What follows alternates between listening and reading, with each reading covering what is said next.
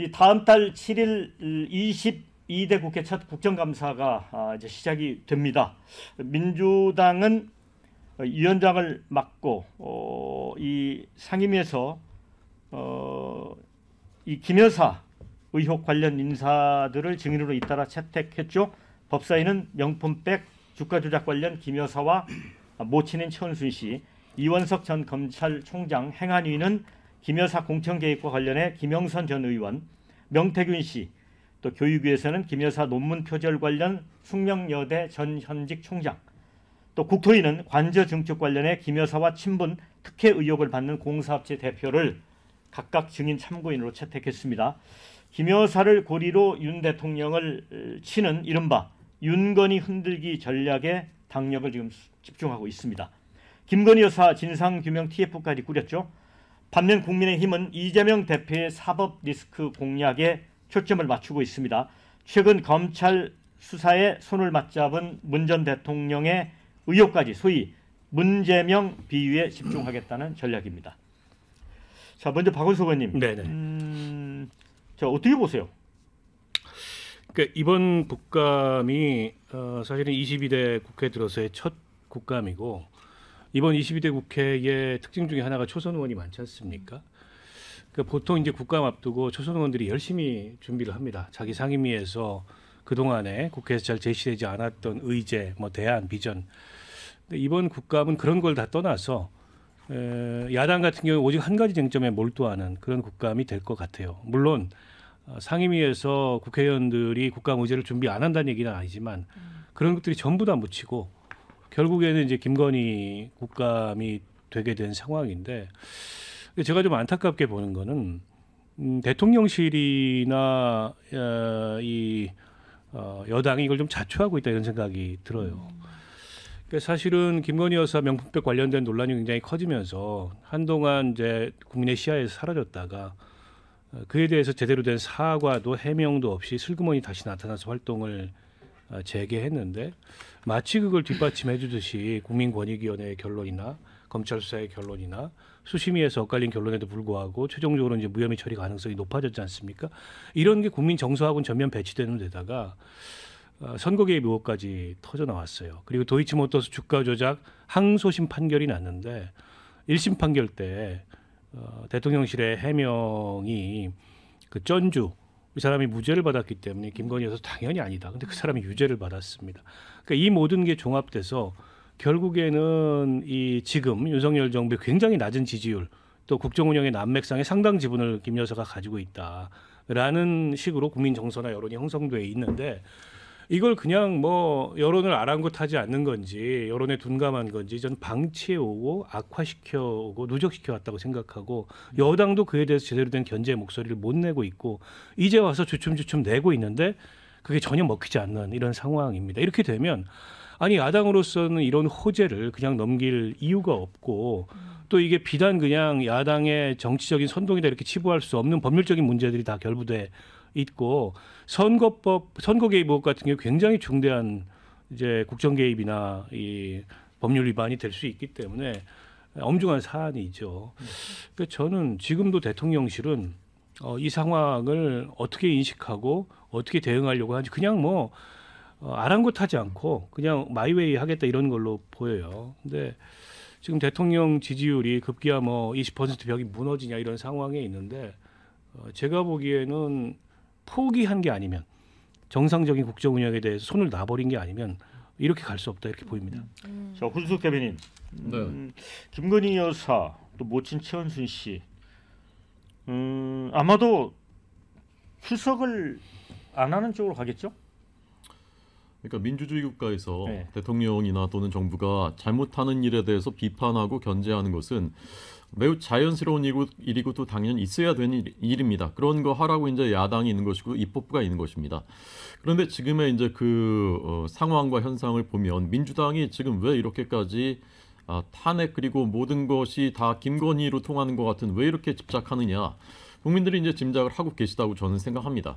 10월에 이재명 대표의 사법 리스크가 심각해지고 이것이 이제 현실화되게 되니까 내가 죽지 않으려면 누군가를 죽여야 된다라는 그런 생각이 민주당 전체를 지배하고 있는 것이라고 생각합니다. 대통령 부인 잘못한 것 있으면 비판해야죠. 그리고 수사도 또 받고 있습니다. 위법한 그 혐의가 있는지에 대해서 수사가 진행되고 있고 어떤 것은 결론이 났고 어떤 것은 진행 중인 것입니다. 그런데 그것을 전부 정쟁용으로 삼고 탄핵의 불쏘시개를 삼는 것에 대해서는 동의하기가 어렵다고 생각합니다. 지금 이제 주가 조작 사건을 말씀하셨는데 이 사건은 대통령과 결혼하기 전에 있었던 일이지 않습니까? 그러니까 대통령의 탄핵과는 전혀 무관한 일입니다. 그렇지만 이것도 이제 탄핵 사유라고 주장하고 선동을 하고 있습니다. 아까 1심, 2심 얘기를 하셨는데 같은 전주라고 하지만 김건희 여사는 그 이번에 그 주가 조작을 방조한 혐의로 2심에서 유죄 선고를 받은 그 사람하고는 행태 자체가 굉장히 다릅니다. 그 사람은 직접적으로 그 연락을 하고 그 지침에 따라서 행동하고 이런 것들이 증거로 다 드러났기 때문에 유죄 선고를 받은 것입니다. 1심 때는 방조 혐의는 없었기 때문에 그때 판단이 안 됐었던 거고요. 2심에서 그게 추가가 되면서 유죄 혐의를 받은 것입니다. 그런데 왜 김건희 여사에 대해서는 문재인 정부 때 검찰이 그렇게 혐의가 명백했다면 왜 기소를 도대체 안 한 겁니까? 그때 1년 6개월 동안을 철저하게 수사했지만 이 기소할 수 없다고 판단했기 때문에 기소를 못하고 그러면 불기소 처분을 했어야 되는데 그냥 무책임하게 놔뒀던 거 아닙니까? 그러면서 이제 와서 왜 기소를 하지 않느냐고 그 당시에 그 수사의 총책임자였던 이성윤 서울중앙지검장 민주당 의원으로 계시지 않습니까? 그런데 이거 다 끌어와가지고 지금 청문회를 하겠다 또 국정감사 증인으로 부르겠다라고 하면은 국가를 흔들고 이재명 대표 살리기만이 유일한 목적이다라고 국민들은 저는 생각하실 거라고 생각하고요. 앞서 박 의원님 말씀 잘하셨습니다. 국감의 본질이 우리나라 이 선진국이 된 우리나라의 국정이 얼마나 복잡다기하고 민생에 산적한 현안들이 있는데 모두 국감이 지금 김건희 국감이 돼버렸습니다. 이게 정상적입니까? 그리고 민생은 누가 돌보는 것입니까? 우리 장현주 부위원장은 어떻게 봅니까? 맞는 말씀이죠. 뭐 국감 당연히 민생과 관련된 부분 해야 되는 거 당연할 것이고 그리고 사실 국감이 국회 절차에서는 어쩌면 꽃이라고 할 수 있기 때문에 그때 또 많은 논의들이 있어야 되는 거 분명해 보이긴 합니다. 그런데 왜 민주당이 김건희 여사와 관련된 의혹들을 국감에서 이야기하고자 하는 걸까요? 저는 이 부분을 좀 생각해 봐야 된다고 꼭 짚고 넘어가야 될 것 같은데요. 김건희 여사에 대해서 각종 의혹들이 많습니다. 뭐 주가 조작 의혹이라든지 뭐 명품백 수수 의혹도 있고 뭐 최근에 나오고 있는 공천 개입 의혹까지 정말 많은 의혹들이 있는데 그것이 국민들 보시기에 정말 공정하게 수사가 되고 있고 수사기관에서도 알아서 수사가 잘 돼서 이 절차가 말끔하게 해결될 것 같다라고 생각한다면 정치권에서 이 얘기를 할 필요가 없을 것 같아요.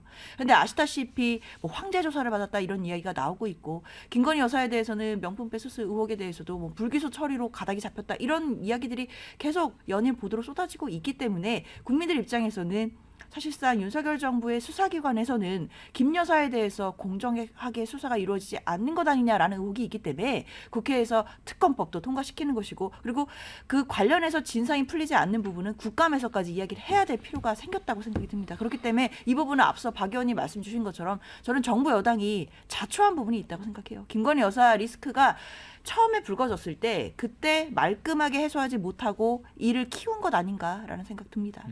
네. 자 교수님 이제 윤건이냐 문재명이냐 이제 국감에서 이렇게 크게 이제 쟁점이 될 것 같은데 문제는 그 증인들이 출석을 거부하는 경우가 많잖아요. 네. 근데 이제 뭐 동행명령장을 발부할 수 있고 뭐 정당한 이유가 없이 그러면 이제 국회 모욕죄로 처벌도 받는다고 하는데 이거 잘 될까요? 그러니까 이제 청문회하고 달리 이 국정감사는 증인들이 상당히 부담스러운 거죠. 네. 안 오면 이제 강제 구인을 할 수 있는데, 근데 강제 구인 이 과정에서도 증인으로 그 불린 사람들이 아프다 그러면 또 넘어가는 경우가 많았어요. 우리 보면은. 그러니까 정당한 이유에 해당이 되는 거죠? 아프면. 아 그렇죠. 그걸 이제 정확히 이제 진단을 어떻게 받느냐, 그거 뭐 한없이 늘어지는 문제고. 윤건희, 문재명, 저는 이 언론도 좀 책임이 있다고 봅니다. 이 국정감사가 정말 그 입법부에서 1년에 한 번 정부 정책, 그다음에 정부 기관의 운영에 대해서 진단을 시험을 보는 그런 그 중요한 그 이벤트거든요.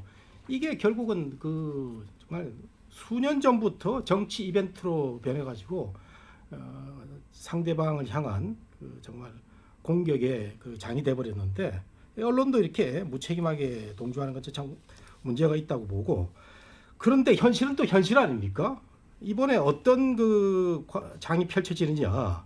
도이치모터스하고 뭐 다른 거 뭐 백은 많이 알려졌는데 이번에 새로 나올 게 있습니다. 예를 들면은 김영선 공천 관련 명태균 뭐 브로커인지 뭐 어떤 그림자인지 이런 사람 이제 나오면 또 새롭게 여러 가지 또 화제를 모을 가능성이 있고 그 다음에 이제 쑥맹여대 전 총장을 불러다가 논문 표절을 다룬다고 하는데 저는 이것도 국민의힘이 굉장히 또 용산이 굉장히 신경 쓰이는 부분이라고 생각이 됩니다. 이 논문 부분에서는 뭐 제가 또 학교도 있기 때문에 분명히 상당한 흠이 있는 이런 부분이 그 나올 걸로 봐서 쉽지 않은 국정감사의 장이 될 것 같은데 뭐 현실은 현실이니까 이걸 잘 받아들여서 용산이나 국민의힘이 잘 그 디펜스를 해야 될 것 같고 또 민주당은 말이죠 국회의 그 파워를 장악하고 있는데 너무 이 김건희 쪽으로 몰아가다 보면은 역풍을 맞을 수도 있고 또 탄핵이라는 그런 그 말을 꺼냈다가는 역풍을 맞을 수 있기 때문에 진지한 정책의 어떤 그 질의도 있는 그런 순간이 됐으면 좋겠습니다. 네, 자 국감 이제 증인 신경전과 관련해서 댓글들 좀 소개를 해드립니다. 국감 내내 김건희 국감으로 도배되면 민심이 들불처럼 일어날 줄 모른다. 윤 정부 그래서 지금부터가 위험하다는 신호다. 이런 의견 주셨고요. 민주당이 원하는 사람만 국감 증인 부른 거 아니냐. 검찰 수사 공정, 형평성 주장하면서 민주당 증인 채택은 왜 이리 불공정하게 하는가. 이런 의견도 있습니다. 그러게 억울하면 다수당하지 그랬냐. 또 이렇게 그 댓글 올려주신 분들끼리 서로 이렇게 겨루고 있습니다. 자, 드디어 탄핵이 가까워졌다. 이제 민주당 몸풀기 시작했다.